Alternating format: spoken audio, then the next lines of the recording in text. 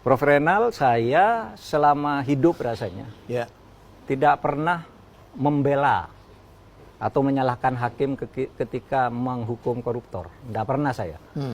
Tapi kali ini enggak. Menurut saya rasa keadilan kita terancam kalau pengadilan bekerja seperti ini.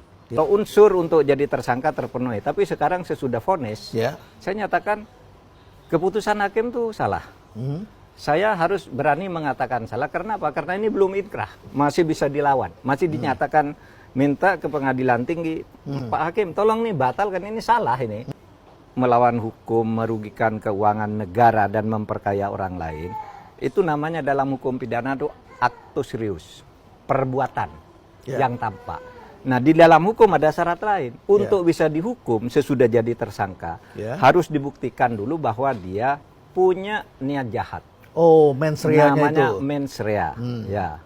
Jadi guilty mind istilahnya. Nah, kalau tidak punya niat jahat, meskipun itu ada semua, itu tidak bisa dihukum. Sangat prinsip tuh di dalam hukum pidana. Karena dalilnya itu Heenstraf zonder schuld, ini bahasa Belanda. Tidak bisa orang itu dihukum kalau tidak melakukan kesalahan.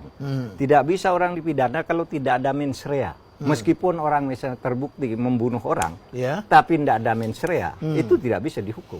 Niat jahat itu seperti apa ya? Ini nah, kan niat abstrak jahat sekali. Iya. Kalau kita orang beragama tuh, orang Islam biasanya kalau niat jahat tuh bilang nawa itu, saya berniat. Tapi kalau di dalam hukum beda. Niat jahat tuh ukurannya 4. Satu, dia punya maksud untuk itu.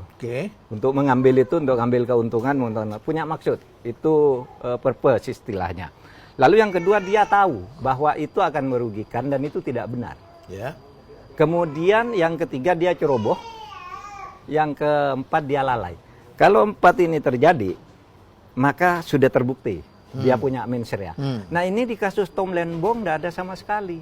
Sudah dikejar kemana-mana. Selalu tidak kelihatan di situ, tidak ada bahwa dia punya niat tuh dari mana, wong dia diperintah oleh atasan. Ada dokumen-dokumen bahwa itu diperintah. Gitu. Dalam hal ini presiden pada saat dalam itu. ini presiden dan ada rakornya untuk itu. Ada rakor yang dilakukan secara resmi.